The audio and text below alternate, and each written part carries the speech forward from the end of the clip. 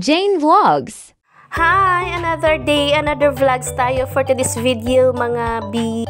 At kakauwi ko nga lang dito sa bahay. Galing ako sa store at ngayon nakita ko yung aming lamesa ay magulo at dinala ko na nga yung mga lulutuin ko pang tanghalian namin. At bago ako magluluto ay liligpitin ko muna ang mga kalat ni Jo dahil makalat siya pag siya ang nagluluto sa gabi. At hindi siya naghuhugas sa gabi ng pinggan kaya ako naghuhugas ng pinggan dito pag uwi ko. Ay ayoko naman magluluto ng marami nakabalandrang hugasin at gusto ko ay malinis yung lababo ko bago ako magluluto. Kaya for today's video, maghugas muna ang person. Charot. Sinipag yard. Oh, masipag talaga ako magligpit ng bahay kasi si Jo, hindi mo talaga yan maasahan dito sa gumagawaing bahay. Kaya no choice, ako talaga ang gagawa sa mga ligpitin. At pagkatapos ko naman maghugas dyan at nagsalang na rin ako ng sinaing namin. Mahigit pala 1 kilo ang sinasaing namin kasi marami kami. At yung mga kasama ko pala sa tindahan nagre-request ay damihan daw ng kanin at minimerenda na nila yung iba. At nire-ready ko na nga yung mga lulutuin ko at ito yung manok ay hinuhugasan ko at magsinampalukan pala ako ng manok. At yan yung naisipan kong lutuin ngayon at madali-dali lang yan lutuin. At hindi hassle sa kalan pag dadalawa ang lulutuin. At ayan, iniisa-isa ko pa yan huhugasan. Nakailang hugas ako dyan bago ko sasalain sa steamer para walang masyadong tubig pag ginigisa ko. At pagkatapos ko pala dyan hugasan yung manok, ay niready ko na yung mga rekado niya, yung mga gulay. Mabilis ang hiwa lang tayo dahil high-tech ang ating time. Kumuha na nga ako dyan ng kutsilyo at tantara na tinugasan ko muna bago ko maghiwa ng aking mga gulay. At inuna ko nga to hiwain yung okra. Yan ang paborito kong gulay, okra. Lalo na pag sa nilaga, tas may bagoong, ay kay sarap talaga kumain. Mapapaubos talaga ang kanin mo. At sinunod ko nga itong talong. At pagkatapos ko naman maghiwa ng talong dyan, ay hiniwa ko na nga lang itong sitaw. Kumain ka ng sitaw para ikaw ay hindi bibitaw. Charat! Hugot yun! Uy, hindi totoo yan. Nasa'yo talaga kung bibitaw ka. Charat!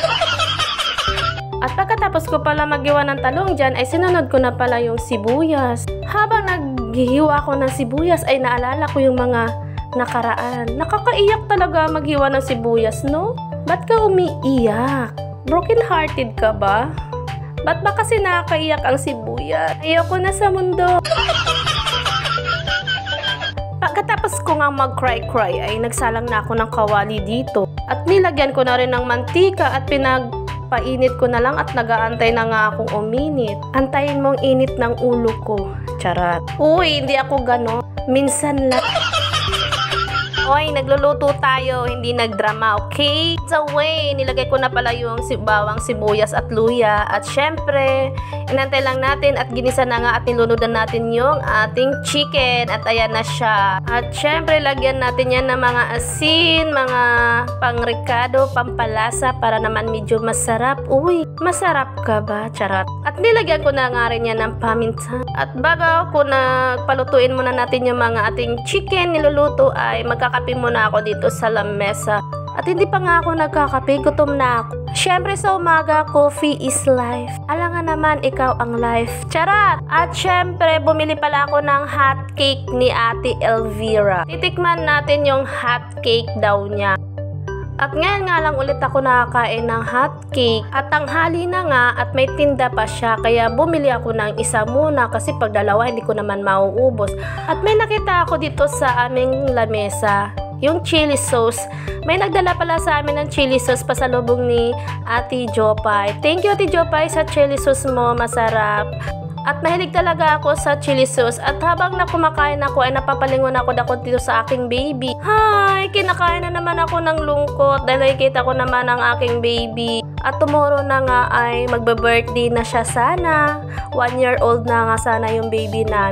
Pagkatapos ko nga magkape ay binalikan ko nga muna yung niluluto ko at nilunod ko na nga yung kangkong. At ayan, palutuin muna natin at ilang kulo na lang yan ay luto na. Saglit lang ang buhay ng kangkong. At hindi ko na pinapakita sa inyo kung paano ko magtakal ng mga ulam at kanin nila. At ayan, magdadala na nga ako sa aking mga alagad. At lalabas na nga ako dito sa aming bahay. Stay boarding house pala. Wala pala kami sariling bahay. Malay mo next year magkakabahay na kami. Charot. Siyempre from now on, marami pa tayong mga struggles sa ating mga buhay-buhay. At alam nyo naman ang mga nangyayari sa amin. Huwag na nating magkwento dahil mag-cry lang tayo. At ayan, lumabas na nga ako sa aming boarding house at hinahanap ko yung aking mga kabird sa Pupu Live. Diyan pala yung tambayan namin sa taas. Diyan kami nagagambol at nagtitrade, nagsi-CS.